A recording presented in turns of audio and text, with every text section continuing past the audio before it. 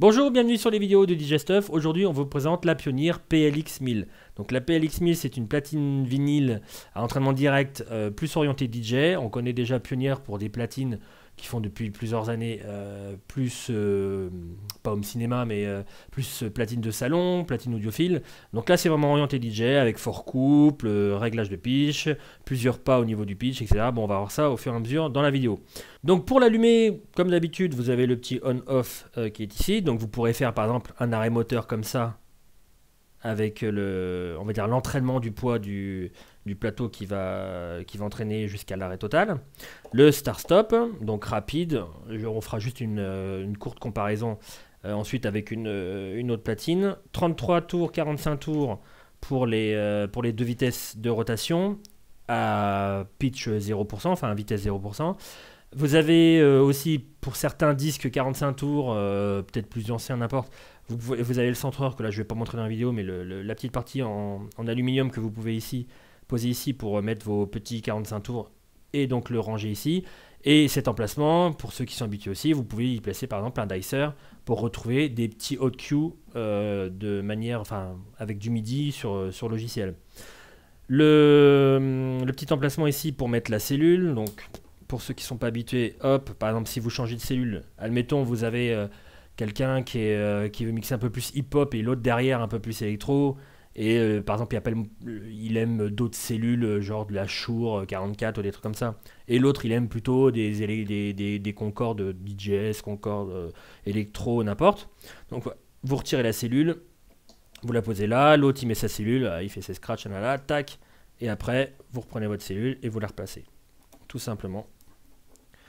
On va s'intéresser, au niveau du bras quand même, ce qu'il faut signaler, c'est que vous avez un anti-skating qui va jusqu'à 6, ça peut être intéressant pour certains. Donc l'anti-skating, c'est ce qui permet de régler pour pas que le bras aille trop vers l'extérieur. Comme ça, ça permet de, quand vous réglez l'anti-skating, d'avoir un bras qui est stable par rapport au sillon là où il est placé. Au niveau du pitch, je m'étais dit, est-ce que je l'ai dit? Je l'ai pas dit, bah non. Vous avez un reset, donc c'est-à-dire quel que soit le pourcentage que vous mettez, donc ça, plus ou moins 8%, plus ou moins 16%, plus ou moins 50%, vous avez un reset ici qui fait que même si vous êtes par exemple à 4%, 6% ou le double ou le triple, n'importe, selon le réglage ici de pourcentage, vous retombez à 0, ça peut être pratique pour certaines techniques. Vous avez notamment, et il faut le souligner, dans la course du pitch, vous n'avez pas de cran, donc ce qui peut être intéressant quand vous avez des réglages aux alentours du 0, au moins vous pourrez être plus précis que s'il y avait un cran. Et le pourcentage, on l'a dit, donc on a 16%, 50% et puis le 8% d'origine. Et puis la petite target light sur la cellule qui vous permet d'éclairer dans la pénombre. Tac, vous avez la cellule qui est éclairée, enfin la tête de cellule qui est éclairée. Voilà pour le fonctionnement général. Donc il y a pas mal de questions qu'il y a sur le net, tout ça, comment c'est construit, comment le moteur tourne, nanana, est-ce que il y a une bonne qualité de finition, est-ce que c'est stable. Donc on a testé avec des amis le couple. Le pitch est stable, c'est-à-dire qu'une fois qu'une galette elle est calée, ça reste calé, ça il n'y a pas de souci. Que vous soyez en vinyle pur ou en vinyle timecode, hein. N'importe. Et autrement, au niveau de la force, c'est là qu'on va mettre un petit morceau. Au niveau de la force du plateau, donc si vous voulez, de toute façon, il faut en parler puisque tout le monde en parle. Si vous comparez une Technics, vous avez la même qualité de finition au niveau de la platine. Donc super bonne finition, elle est lourde, machin, enfin elle est bien belle. Et par contre, au niveau du couple, le plateau, enfin le pitch et le plateau sont stables pour le mix. Par contre, la différence entre Technics, c'est que là, vous restez sur un plateau qui est quand même assez costaud. En comparaison, je crois que Technics, c'est vers les 1, si je dis pas de bêtises, vers les 1,5 kg par centimètre. Là, vous êtes un truc genre 4 ou 4,5. Ça se rapproche des autres modèles qui sont construits aujourd'hui. Et voilà ce que ça donne. Hop. Au niveau, je vais juste appuyer légèrement sur le plateau pour que vous voyez un peu la force que ça pourrait avoir.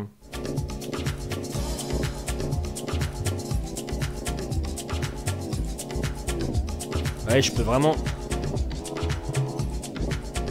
appuyer pas mal. Elle repart bien. Bon, pareil en accélération. elle reprend bien sa vitesse initiale. Toujours pareil. Bon là on est en DVS, mais même si vous êtes en vinyle pur, alors je vais baisser le fader. Il y en a certains qui ont une technique. Alors il y en a qui ont une technique de pitcher un petit peu ici comme ça, ou enfin du bending, ou faire avec le petit macaron, ou faire avec la corolle comme ça. Et d'autres ont une technique aussi, et qui est très bien aussi, c'est de faire des petits à-coups comme ça pour faire le bending. C'est-à-dire comme ça. Et là c'est vrai que en comparant à une autre marque, alors comparant à l'Audio-Technica, que j'ai chez moi, c'est vrai qu'il y a une micro-latence. Alors j'ai pas découvert tout de suite parce que moi ça me gênait pas plus. C'est vrai qu'un jour un pote est venu, il m'a dit tiens c'est bizarre, moi j'ai l'habitude d'accélérer comme ça.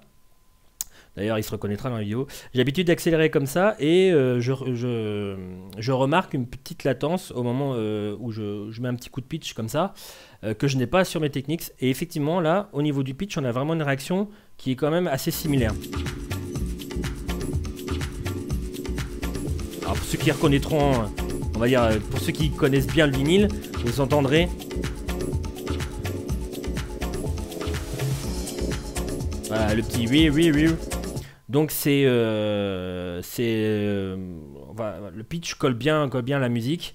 Voilà, encore une fois, on est en DVS, mais si vous êtes avec un vrai vinyle, ça fera exactement la même chose au niveau de la sensation du pitch. Et aussi, comment je pourrais dire, bon, j'ai dit qu'il n'y avait pas de cran et comment on peut appeler ça? Je vais arrêter le vinyle parce que le timecode ça me casse les oreilles aussi. Tu sais que c'est que le pitch il glisse pas tout seul, il y a une petite résistance qu'on a tout comme une technique si on pourrait le comparer. Donc vous avez pas c'est pas comme un fader d'une table de mixage, il y a une petite résistance assez agréable pour le réglage. Voilà, je crois qu'on a fait un peu le tour. Les connectiques toujours pareil, on va le voir dans l'article. De toute façon il n'y en a pas 50 autant le dire. Donc vous avez la masse pour parce que toute platine vinyle qui sort en phono out a une masse, la paire de RCA, l'alimentation à l'arrière, et la particularité c'est que les câbles ne sont pas moulés à l'intérieur. Vous avez vraiment la paire de RCA. Si jamais un jour le câble il est cassé, bah, vous avez juste à le remplacer par un autre câble et ça roule. Voilà, je crois qu'on a fait le tour. Qu'est-ce que j'ai pas dit? Le rumble, oui c'est vrai.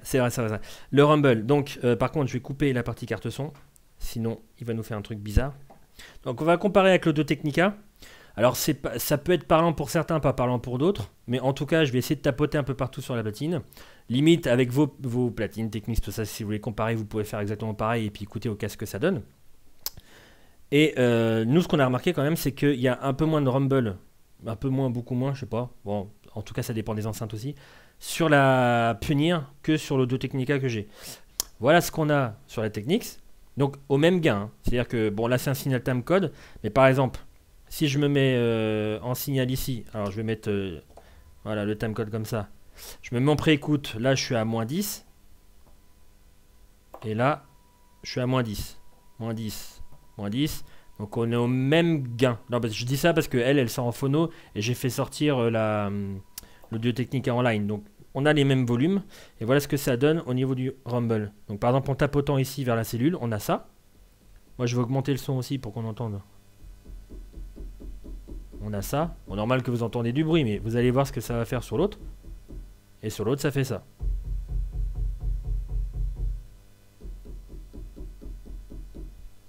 J'ai l'impression de faire une émission scientifique. Bon, vous voyez la différence, je tapote pareil. Hein. Si je tapote plus fort... Bon voilà, vous avez compris. Donc en espérant que vous avez exactement la même sensation au niveau du son que nous on l'a avec une enceinte, mais en tout cas c'est quand même flagrant. Il y a quand même beaucoup plus de... Tu confirmes? Il confirme.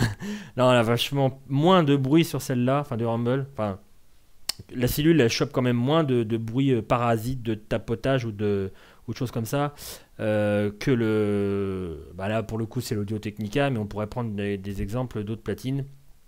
Sinon, comme j'avais vraiment la tête en l'air pendant que j'étais en train de faire la vidéo, j'ai complètement oublié, désolé Lotch, mais donc ça c'est un morceau, celui que vous êtes en train d'écouter là en DVS, un morceau qui sera disponible en vinyle, donc un morceau de Lotch, ça c'est son pseudo, le morceau s'appelle Deep 9 et il sera disponible sur l'EP donc vinyle qui s'appellera soit Gramophone ou soit The Rhythm, et qui sera disponible au mois de décembre. Donc important, je le répéterai quand il me dira qu'il sortira tout ça. Moi direct je l'achète parce que je kiffe trop son son. Vous pouvez voir là inscrit en bas de votre écran son SoundCloud, et vous pouvez écouter les morceaux qui seront dans le futur, donc en mois de décembre, en vinyle. Voilà. C'était la Pioneer PLX 1000. N'hésitez pas à poser vos questions en bas de l'article, ou alors directement sur Facebook, et toujours pas sur YouTube. J'espère que vous avez aimé la vidéo, et je vous dis à très bientôt. Ciao ciao.